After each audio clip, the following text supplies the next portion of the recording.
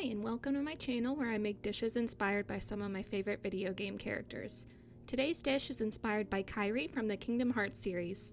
Kairi is a little bit of a bittersweet character for me because I love her in Kingdom Hearts 1, and I'm not the biggest fan of her missed potential in later entries. In the original Kingdom Hearts, Kairi is so spunky, energetic, and cute. I love her attitude and desire to get out and see the world with her friends. Her hair and clothes are also some of my favorite in the series, with her short hair and fun and tropical colors. That's why I became a little bummed out playing through later entries and how she is frequently put on the sidelines, even after being so hyped up to play a huge role in Kingdom Hearts 3. It's a little bit of a shame she gets more action and melody of memory, but I do absolutely love rhythm games, especially with all of the amazing songs of the series.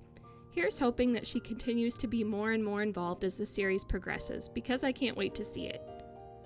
There's so many ways you could go for a dish for Kairi because she has so many interesting layers. Her deep, beautiful red hair reminds me of tomato sauce, if I'm being honest, so I started leaning towards a pasta dish. Since she's been an island girl for years, I felt like the dish needed a little bit of a citrusy and fruity kick, which I think could be achieved well with lemon. The final deciding factor for Kairi's dish was her good luck charm made by thalassa shells, so I felt like using pasta shells would be such a meaningful decision. With all that said, the dish we're making is lemon spinach stuffed shells and marinara sauce, and it is such an incredibly tasty and hearty dish that I think you'll love.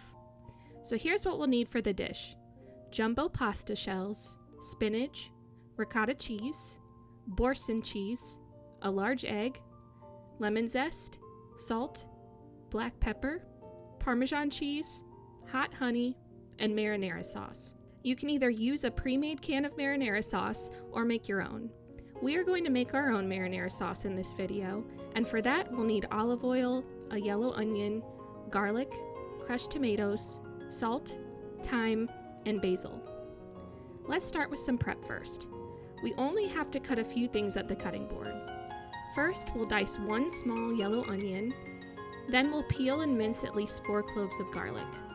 For the herbs, we'll chop about 1 tablespoon of fresh basil, and we'll collect about 1 tablespoon of fresh thyme. Lastly, we'll chop about 1 cup of spinach. After chopping the spinach, put it into a towel or paper towel and squeeze out as much of the moisture as you can. Then set aside everything for later. If you're making your own marinara sauce, we'll start that first, but you can skip ahead if you already have some marinara sauce ready. To get it started, we'll heat a medium saucepan on medium-high heat. Once the surface is warm, we'll add about a tablespoon of olive oil and then our yellow onion. The onion will saute in the pan for about 3 to 4 minutes until it is starting to become more soft and translucent. At this point, we'll add in our minced garlic and cook another 30 to 60 seconds so the pan becomes rich and fragrant. We'll then add in 28 ounces of canned crushed tomatoes, about 1 teaspoon of salt, and our tablespoon of fresh thyme. Stir everything together, and once the sauce starts to boil and bubble, reduce the heat to low. We'll simmer the sauce for 20 to 25 minutes until it becomes slightly thickened, and once it looks good, we'll remove it from the heat and stir in our tablespoon of chopped fresh basil. At this point, season to taste and leave the sauce to the side for later. I should say that while the sauce is cooking, you can cook your noodles simultaneously. As you have started heating your sauce, bring a large pot of salted water to a boil and then add in your jumbo shells of pasta. I'm throwing in about 24 shells, but you can add in more or less. Once your pasta is cooking, cook until the noodles are al dente according to the package directions. Stir the noodles often to make sure that the noodles don't stick to the bottom, and once they're cooked, drain the noodles in a colander. Now it is important at this point to rinse your noodles under cold water so that the noodles stop cooking further. We want the noodles to be nice and firm, not too squishy, so the cold water should stop the cooking process. When your noodles are finished and your sauce has simmered, start preheating your oven to 400 degrees Fahrenheit and grab a medium bowl.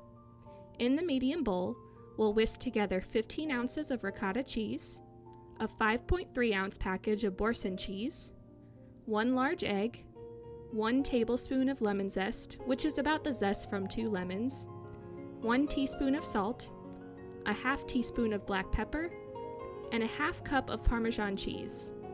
You'll whisk everything until smooth, and then at this point, you'll stir in your spinach. We've now got all of the components of the dish ready. We just need to assemble. Grab a 9 by 13 inch baking dish and spread about half of your marinara sauce onto the bottom. Then drizzle with hot honey. Next, one at a time, fill each pasta shell with a generous spoonful of the ricotta filling. Then place the shell, filling side up, onto the baking dish. Repeat one by one until all of your pasta shells are filled or you run out of the cheese mixture. If you do have any leftover ricotta mixture, feel free to dollop around the shells inside of the baking dish. Once all of your shells are in place, cover the shells with your remaining marinara sauce, one more drizzle of hot honey, and then sprinkle with about a 1/4 cup of Parmesan cheese, or more if you'd like. We'll cover the baking dish with aluminum foil and then slide it into the oven to bake for a total of 40 minutes. Set a timer for 20 minutes though, as halfway through the bake we're going to take off the aluminum foil.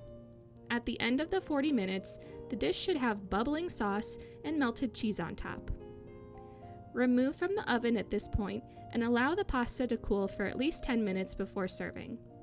Once they've had time to chill out, it's time for a bite. I am a carb fiend, so I always love the chance to indulge on some pasta, and this does not disappoint.